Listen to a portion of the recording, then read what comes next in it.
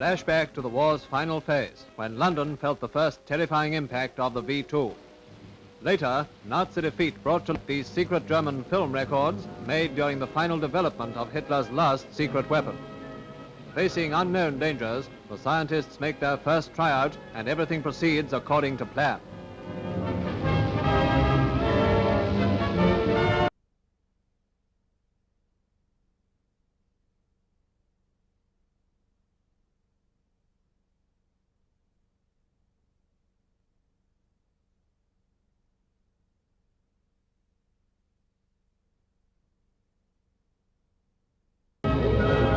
Another test, but this time something's wrong, something not reckoned with by those on the ground.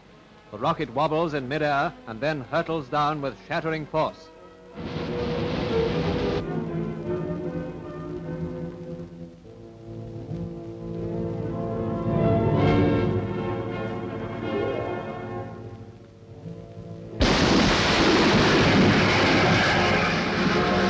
Test and another disaster for misdirected science in one of the war's most dramatic pictures.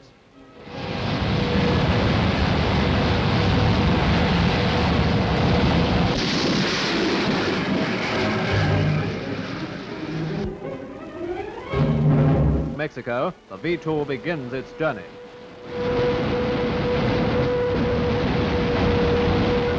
From the ground, observers watch the start of the flight, and the automatic camera takes over as the huge projectile leaves the Earth behind at a speed of 4,000 feet per second.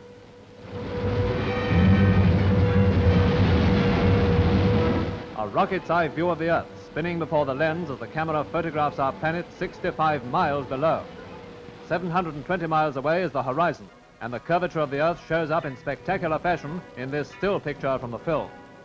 More than 1.5 million square miles of the Earth's surface come into view as the rocket reaches a height of 65 miles in 3 minutes. Still operating during the descent, the rocket camera has put on record a view of our Earth never before revealed to the eyes of men for its fantastic journey. Part of a flying laboratory built into a captured German V-2, the camera has made history with its amazing record of the rocket's flight into space. At White Sands, 4. říjen 1957. Den, kdy celý svět vzrušeně pozoroval a naslouchal hlasu první umělé družice Země. Den, kdy celý svět vzrušeně pozoroval na nebeské klenbě po země Sovětů a naslouchal hlasu sovětských signálů z vesmíru. Kilometrů. 4. říjen 1957, den sovětského vítězství nad vesmírem.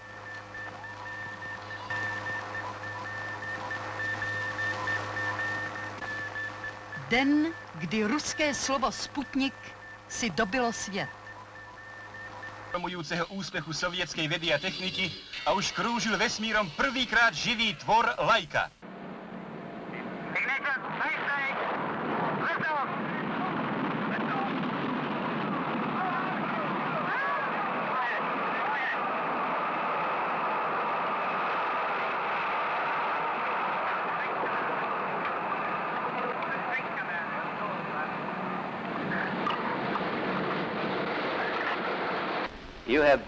You mentioned on the Hill in testimony recently that you thought it might take us 5 years to catch up with the Soviets. Would you like to change that prediction at this point? No, I am still convinced of that, but I would like to make it perfectly clear that I did not say and never meant to say that the Russians are 5 years ahead of us in the sense that if they stopped working today, they would take us 5 years to catch up. What I did say was that or what I did mean was that the Russian working speed is very high, and it will take a very substantial effort to first match the working speed of the Russians, and then to exceed it. And even if they're only a year ahead of us, and we can work 20% faster than they, it would still take 5 years to catch up that 1 year. That's what I meant.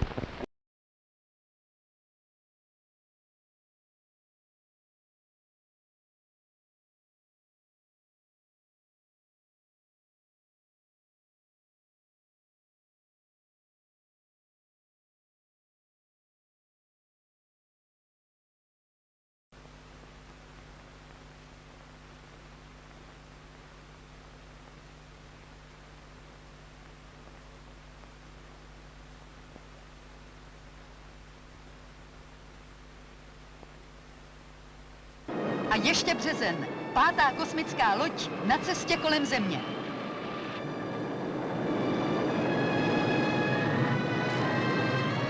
Na palubě lodi byla kabina s pokusnými zvířaty, tenkou hvězdičkou a dalšími biologickými objekty. Na příkaz ze Země opustila svou vesmírnou dráhu a přistála v určené oblasti.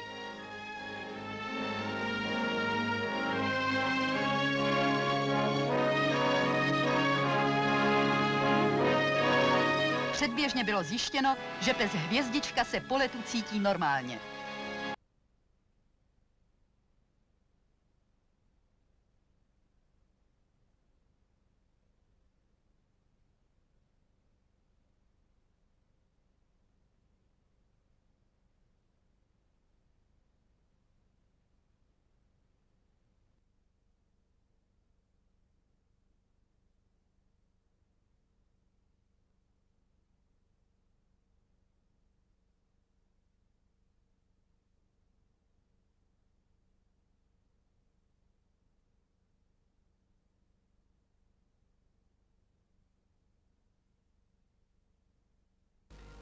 Ну, врачи осмотрели, нашли, что состояние здоровья вполне удовлетворительное, как они написали, конечно.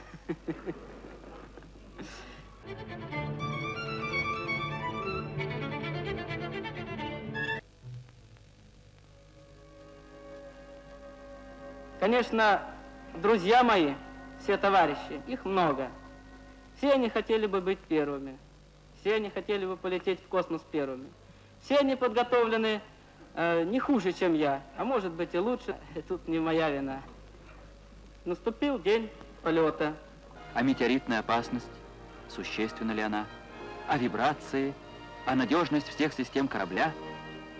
Конечно, все волновались. И, пожалуй, момент доклада и момент перед посадкой в корабль. Нин Союза Советских Социалистических Республик отправляется на разведку Вселенной. Перчатки надел, гермошлем закрыл. К старту готов. Доносило радио голос. Продувка! Продувка! Есть продувка. Кедр. Я Заря-1. Зажигание. Понял, дается зажигание.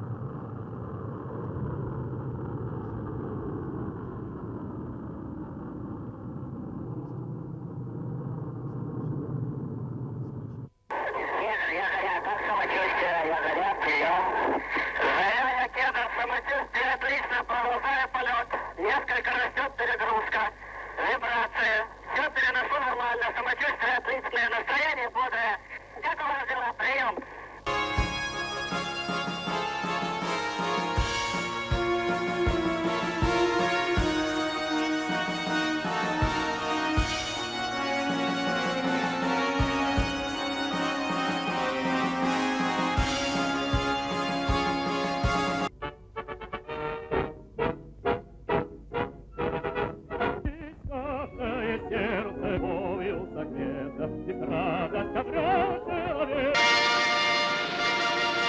Zase sa dali rotač, obletěl na kozmické lodi v oblasti.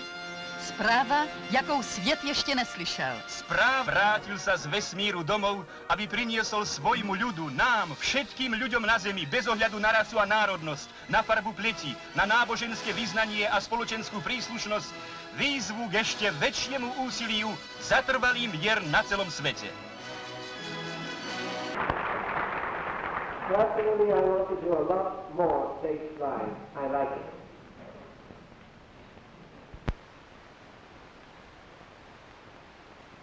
Хочу слетать к Венере, к Марсу, по-настоящему полетать. I want to fly to Venus, to Mars, to do some real flying.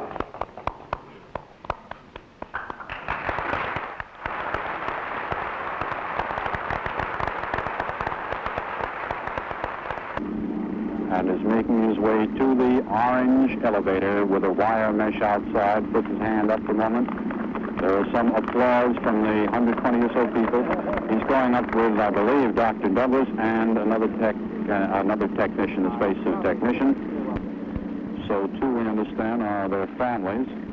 This is viewed by the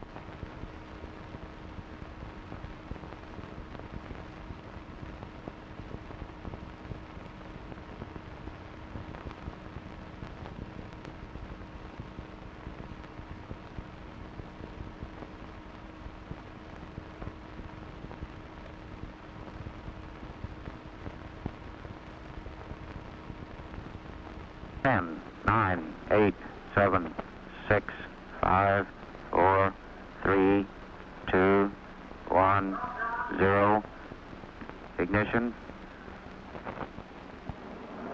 Liftoff. Liftoff at 34 minutes after the hour.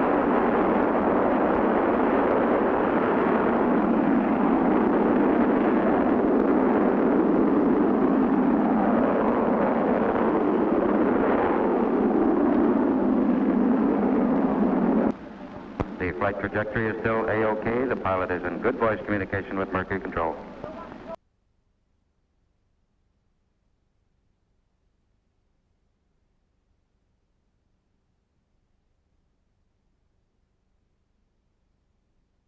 First, I believe that this nation should commit itself to achieving the goal, before this decade is out, of landing a man on the moon and returning him safely to the Earth. No single space project in this period will be more impressive to mankind or more important for the long-range exploration of space, and none will be so difficult or expensive to accomplish. Seconds prior to launch, the umbilical cord disengaged, and at 7:20 a.m. on July 21, the free world's second manned suborbital Mercury flight was airborne. Inside the Mercury Control Center, astronaut Shepard verified Grissom's condition and systems reports, and advised the test pilot of pitch and trajectory disposition. The fuel system was go. Grissom was experiencing 1 1/2 G. Cabin pressure was 8 pounds per square inch, and the oxygen system was go. All systems were go.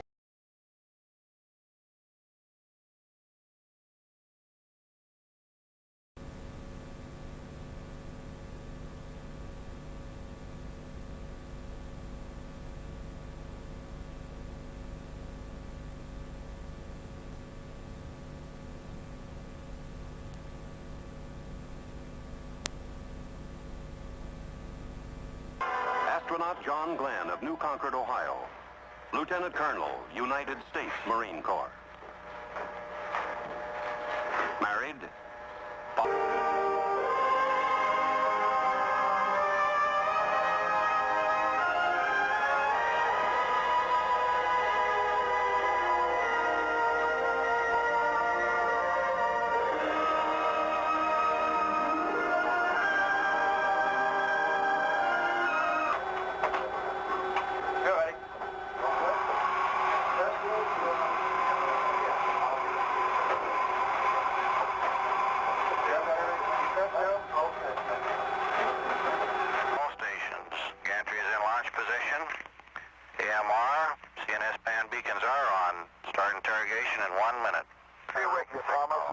Good Lord, ride all the way. Godspeed, John Glenn. 10, 9.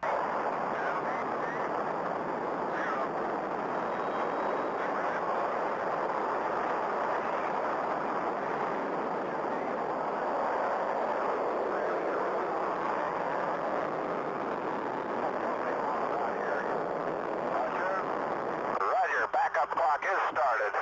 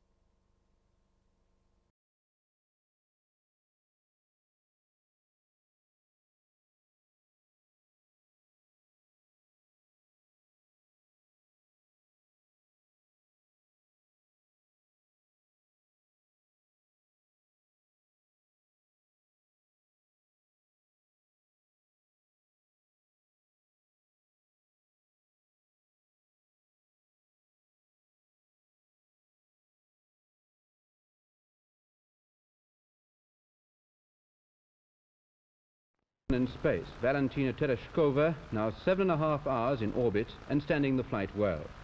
Pictures of Valentina waving and smiling from her spaceship Vostok 6 were shown on Russian television screens shortly after she was launched into orbit this morning. At the same time, the Russian people heard their first woman cosmonaut as she called up the Soviet space control.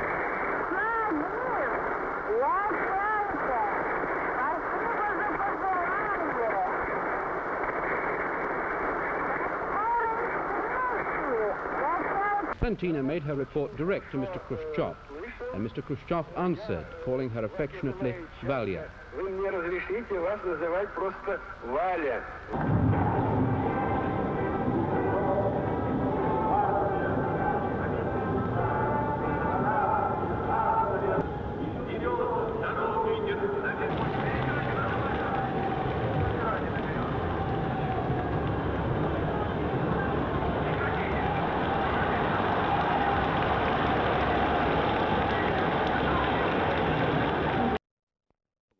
From Europe to the United States by way of Lannion, France and Andover, Maine is in its... Thanks to the efforts of scientists and technicians of our two countries working together in close cooperation, you will be able to receive on your screen for the first time television pictures direct from Paris.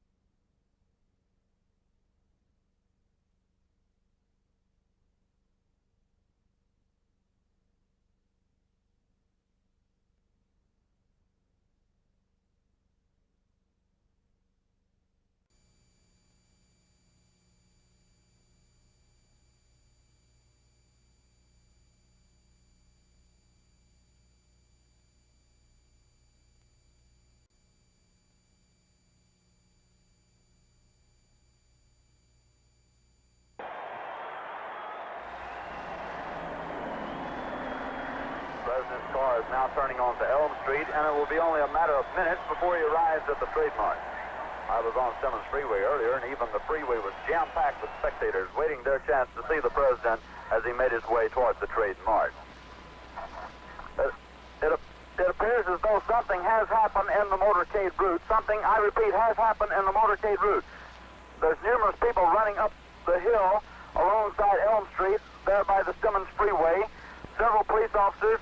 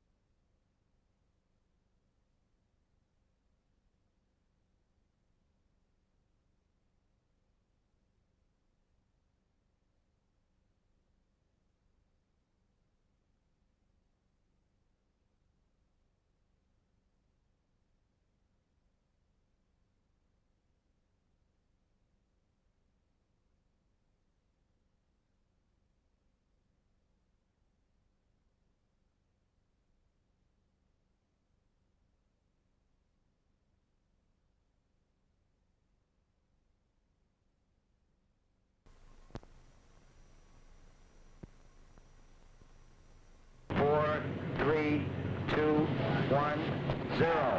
Ignition. Liftoff. We have a liftoff at 16 minutes after the hour. Climbing very nicely.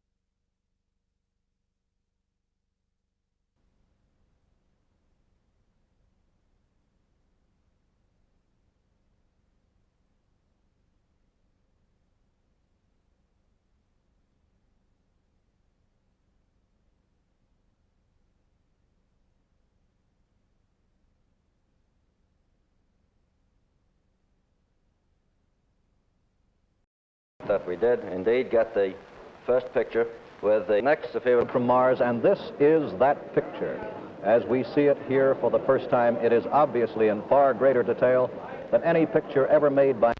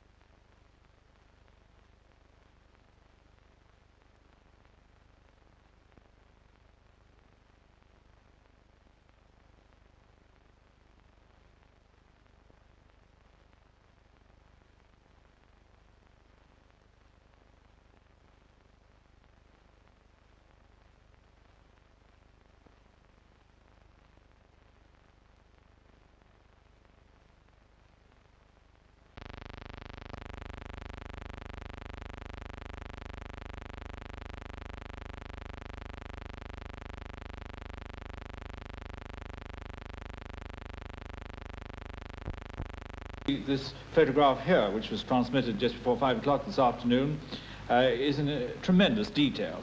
This, for example, is clearly the nose cone of the Lunik, and we interpret this as being taken by a camera looking horizontally from a height of about 6 or 10 feet.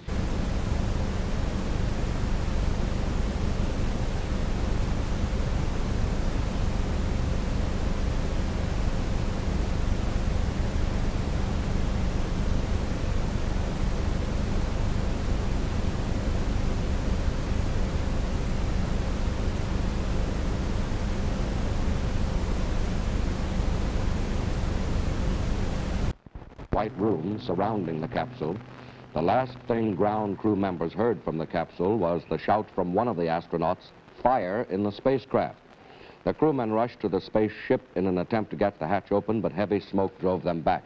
27 men were overcome by smoke.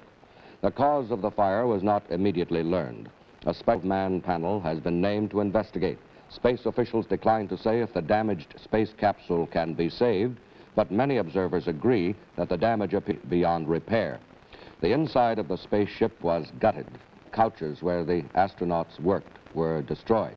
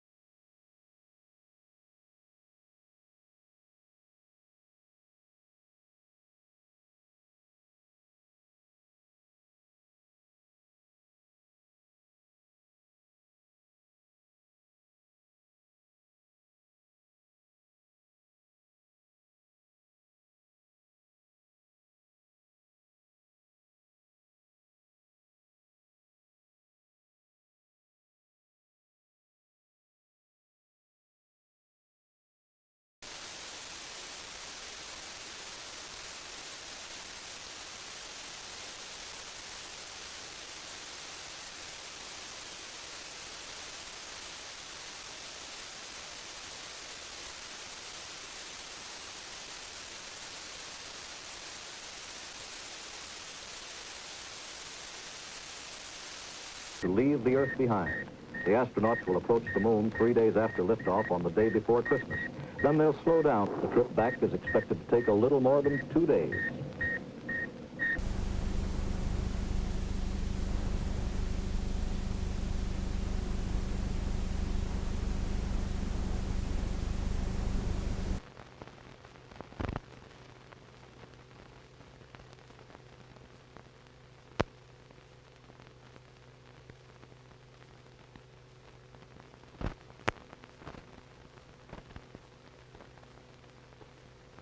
On the honor corps astronauts.